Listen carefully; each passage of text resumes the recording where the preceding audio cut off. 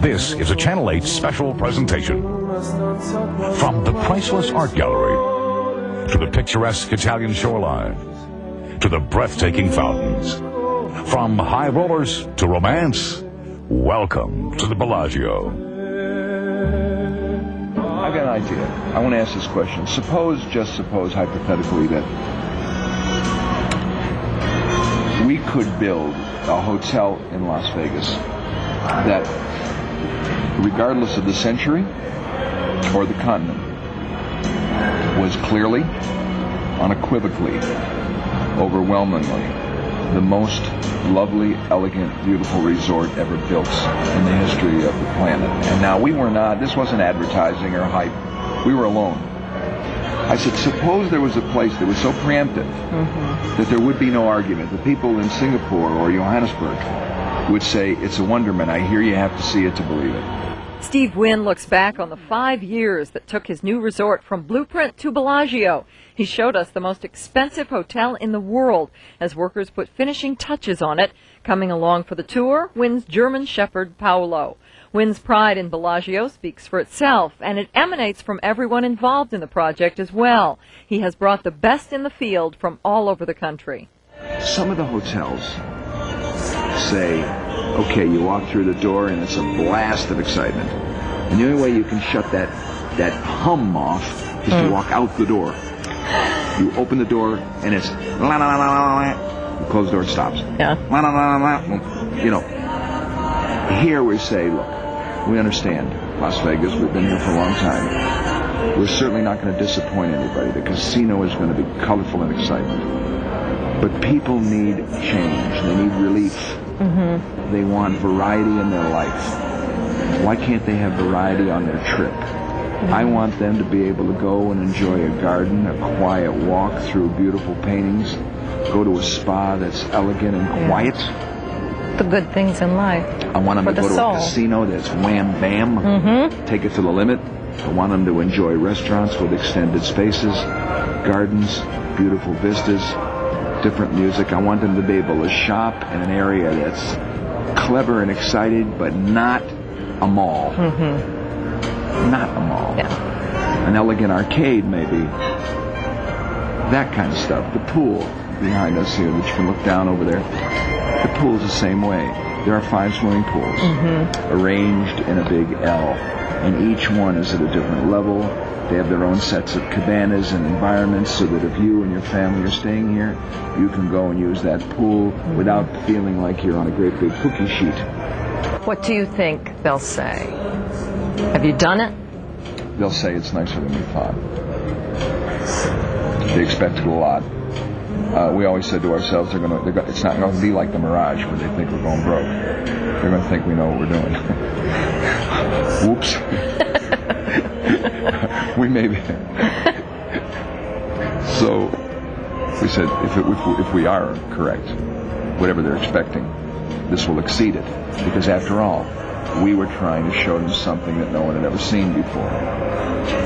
I'm not suggesting that every inch of this hotel is a creative thunderbolt. Quite the contrary. What we have used, when we thought about how to make it elegant and lovely in universal terms, regardless of language, culture, where you're from, we recognize there are only a few things that have a universal consensus about what is lovely, elegant, or wonderful. Yeah. Because depending on what country you're from or your cultural background, there's quite a bit of difference in our tastes, except for fine art and gardens and flowers. So this enterprise, this effort, this facility uses time and again gardens, flowers, artistic things like good sculpture, wonderful paintings, the fanciful employment of texture and fabrics. None of these ideas are new. Why the Catholic Church and the popes have been doing it for years. Kings and palaces, folks who've got money to spend on environments have been building beautiful gardens and lovely rooms and using fine art. The architecture is European in its origin. Small buildings, tile roofs, balconies, cozy, romantic places that are human scale. We don't have soaring spaces. We have a high ceiling so the trees can grow in the conservatory. Beautiful. But we didn't make things tall for the sake of tall. Everything here was designed to sensually please the guest. If it doesn't make me go wow, why would anybody else go wow? No one has ever done this before. A symphony of color and aroma greets the guests in the conservatory with its 5-story glass ceiling and a floral display that changes with the season. It was the time to make a big impression. But it wasn't just blast away. It had to be with that discipline again of elegance. And somehow, sitting on the Gulf Stream, just the two of us, we were flying nonstop from Ireland or something back to Las Vegas. I said, imagine what it would be like if you could change the environment of the hotel with each season. Summer, fall, winter, and spring. The smell, the colors. Imagine how dreamy that would be. And I thought of two things right away. Cherry blossoms in Washington around the Jefferson Monument, in May. Yes. And Beautiful. Christmas trees and poinsettias at Christmas. And I said it to Elaine. I was reading Sidney Lumet's book on how to make movies.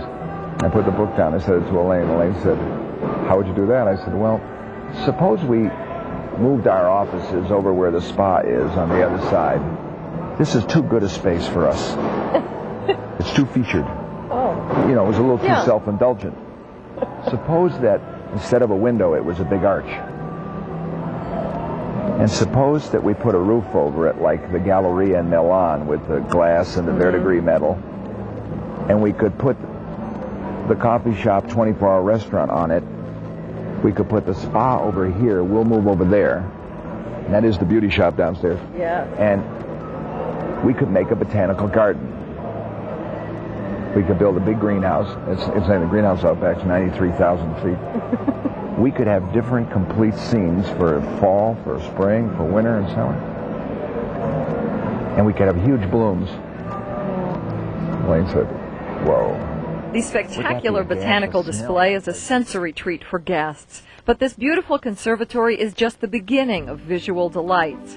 As our special tour of Bellagio continues, Steve Wynn takes us inside the most talked-about element of his masterpiece, the multi-million-dollar collection of 19th and 20th century art.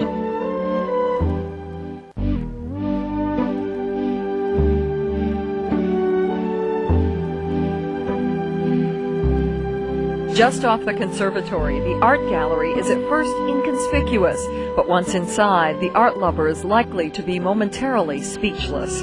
In 2 intimate rooms displayed on green velvet walls, Steve Wynn has assembled, at great expense, some of the most precious paintings in the world.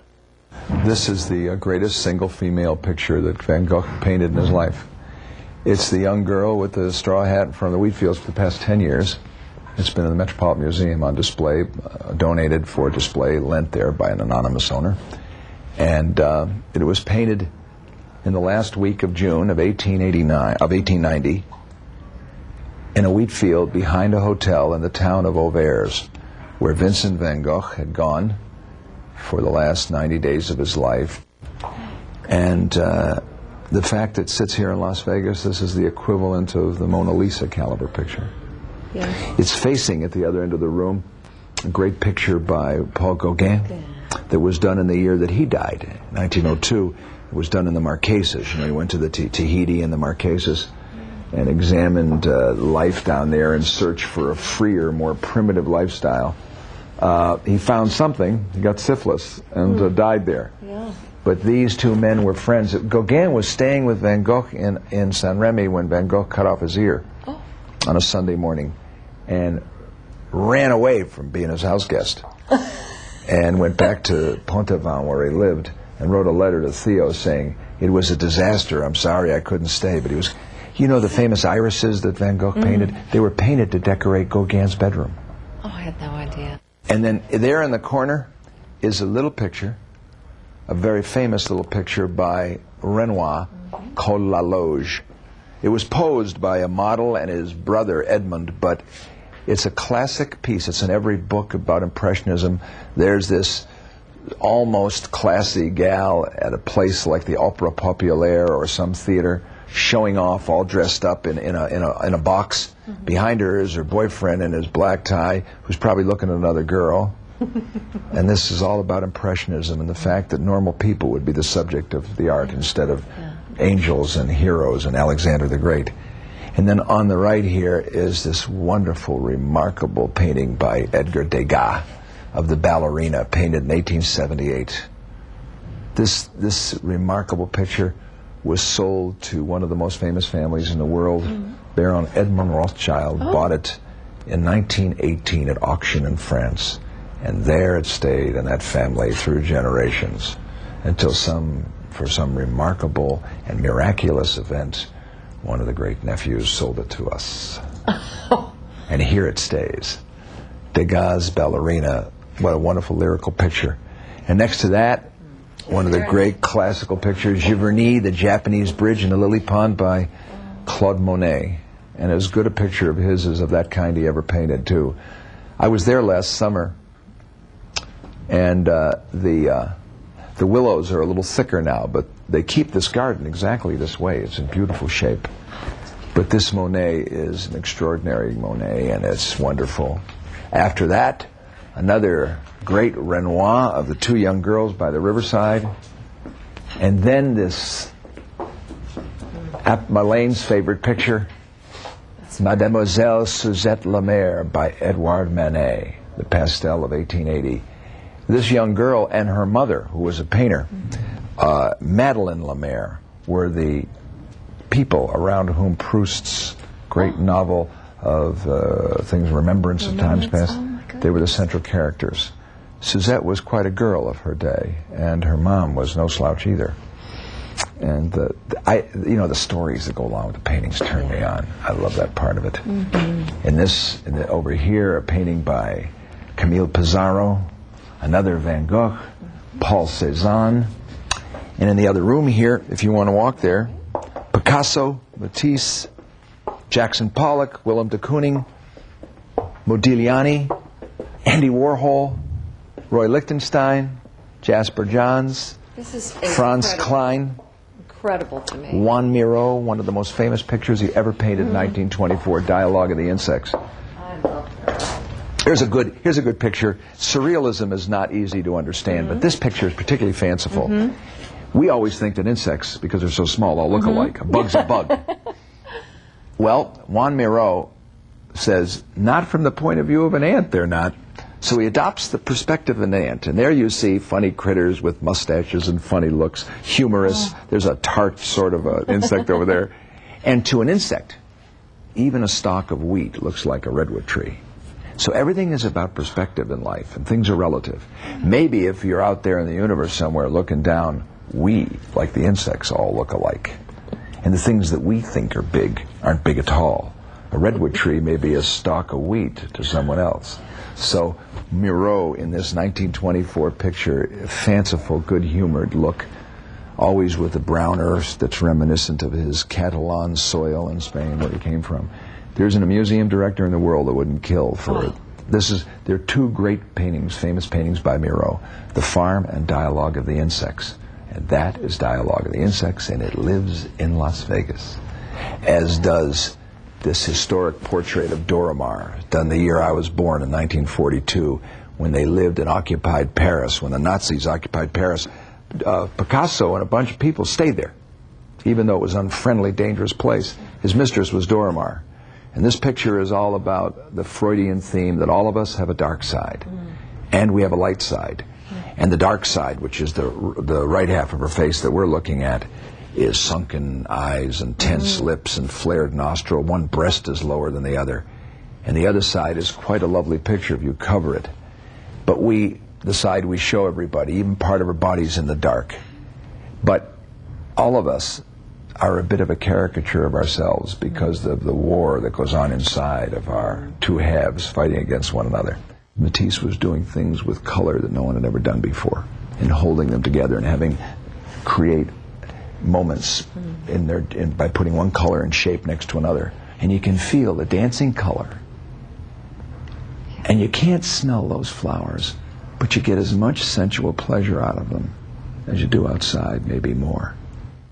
Whether you're an art buff or an art novice, a walk through the Bellagio gallery is an experience to savor. Still to come, lovers of fine food will no longer have to go all the way to New York or Paris for a superb world-class gourmet meal. We'll tempt your taste buds with a preview of Bellagio's incredible dining experiences.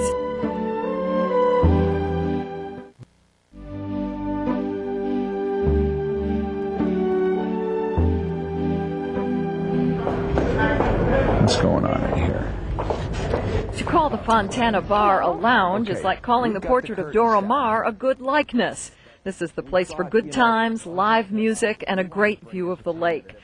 Hi. Steve Wynn. Hi, Michael. Hi, nice to This meet is Paula you. Francis from Channel 8, our number one news hi. anchor lady. Michael Feinstein. Nice to meet you. This is our favorite station, so we're giving them a peek. Great. Well, peek away. Yeah. Michael Feinstein will entertain with the standards, along with jazz guitarist John Pizzarelli. There are no less than 7 James Beard award-winning chefs at Bellagio's restaurants, stolen away from the great eateries of America. The restaurants form a semicircle, with each one overlooking the 8-acre lake outside. Jasmine serves Chinese fare. And look at this place. It looks like this the is great. Flintstones. Sam's But this is American will be a Sam's hot American. spot with Chef Sam DeMarco. Yeah, I predicted that there'll be a thing in Las Vegas about going to Sam's. I don't know what it's called Sam's, but this is a fun thing. And from New York City, the family which made Le Cirque the #1 restaurant in the Big Apple. When Sirio Macchioni and his wife and sons signed on, the world had to take notice. Next door, the sons will run Circo. Look at this place. Oh, God. Is this a party? Sirio Macchioni, the papa. I still have the truffles whenever you want. Tonight. The truffles tonight. Drift into Shintaro for Japanese food and sushi, of course. Prime, the place to go for steak, has a unique decor, the palest blue, framed by chocolate chairs and walls. I've never seen a color scheme like Isn't this French blue chocolate? He came and said to me, Mr. Wynn, I've never done a restaurant before. I'm a residential designer, but I saw this piece of blue and white marble that was so beautiful. I would love to play with the idea with chocolate. What do you think? And cream and French blue, sky blue. I said, go ahead, Michael. And this is the result. But the crown jewel is Picasso, where you can dine on the sublime cuisine of Chef Julian Serrano, surrounded by works of the master himself, all with the blessing of the Picasso family. Some of these works have never been seen in public. Look at the ceiling with the pots. And there is a 1949, these walls, these are pots by Picasso, but this wall, they're not here yet, are all pictures of him, photographs at different times in his life. But that is a 1949 portrait of Françoise Gillot, Claude's mother, done when Claude was 2 years old in Paris. Françoise will be here to see her picture hanging up. There's more than one of her here. Carpet was designed by Claude Picasso. The boys are working on the fountains tonight. There's my Reba, my Italian antique speedboat. I brought it down from Lake Tahoe. That's in the ad, isn't it? Yes.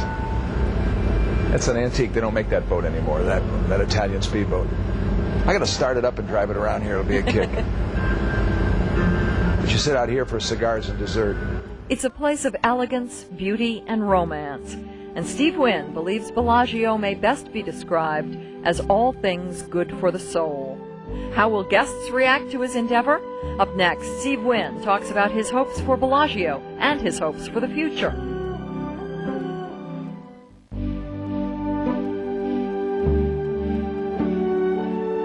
The abstract that I read that you had written about Bellagio, you mentioned that in a cynical world, it is difficult to make a really great impression. Is that what this is about, and have you done that? You have to deal with the cynicism in the world. In particular, you have to deal with the cynicism as it relates to Las Vegas. Because here the level is very high, especially for press and opinion-type people on the outside of our world. I wanted to make it impossible for them not to smile. I wanted to wipe the cynicism right off their face. I couldn't help myself. I wanted to say, why in the world can't excellence be pursued wherever we want it to be? Who said that theater and performing arts has to be centered in New York? It's inconvenient to go all the way to New York to go to the Met. Why can't we stay home? Why do we have to go to Longwood Gardens to enjoy beautiful flowers? Why not here? Our industry, the opportunities that are afforded by gaming should allow us the freedom to explore the limits of good taste. Unfortunately, it doesn't work that way historically. But maybe now we'll begin to exploit our advantage. I think we better, because the idea that gambling is somehow in and of itself unique or enough is totally over. There's going to be gambling on Indian reservations and gambling everywhere. There's already in 37 states. If anybody thinks you can lean on a slot machine, I warn you, they're slippery and they have wheels under them. It'll go out from underneath you. You can lean on beauty. You can lean on quality. You can let a slot machine help you pay for it. You have raised the bar with every resort. And now the bar is not just raised, but it's, I mean, you have to jump. You have to deal with this. If you're a competitor, Las Vegas now has, as it had some before, has a place of overwhelming quality, which does not fool around. This is not a gimmick. It's not a facade. It's not plastic. This is a place with layers and layers of depth of very serious human appeal. If you want to compete with this kind of a place, you have to be as serious. You do not have to do the same thing. As long as Las Vegas dishes up invitations of that real, consistent quality, no kidding around, not hype talk, not big promises, all hat, no cattle, not advertising yak, but keeps the promise with facilities that have these kind of overriding uniqueness to them. And I think our best days are ahead of us. Bellagio presents that in the most clear and unequivocal terms. You must deal with Bellagio. You can't lower your price of your rooms or give a discount. You've got to meet this kind of invitation with one of your own. To that extent, it stimulates creativity and originality, and that's a good thing for all of us. And I'm looking forward to visiting the other hotels. I'm looking forward to enjoying what they have to say in response to Bellagio. But we're listening. We'll see. Is this a renaissance for you? Is this a great pleasure after some pain? It certainly is a great pleasure. All of us in the company who had the chance to work on Bellagio recognized from the very beginning that we had started on an odyssey of extraordinary privilege. Who else in history has ever had the chance from day one to say, unequivocally, we are about, regardless of cost, to build the greatest resort ever built on this planet? Who has ever been given that wonderful chance? Las Vegas gave us that chance. Time and circumstance, the wonderful stability of this state has given us the chance. We were all exhilarated and buoyed and carried away by that. And in spite of the other difficulties that are associated with my life and the role that I play in the community, I hear the music, I smell the flowers, and I say, life is good. The statement that Bellagio makes to the world is a new one for Las Vegas. It is, at the same time, a look toward the past and toward the future. There's so much more we couldn't show you, including the beautiful designer shops and the new Cirque du Soleil production of O, things you'll want to discover for yourself. In a city of superlatives, Bellagio stands alone for now. Thank you for joining us for this special tour of Bellagio, hosted by Steve Wynn. I'm Paula Francis.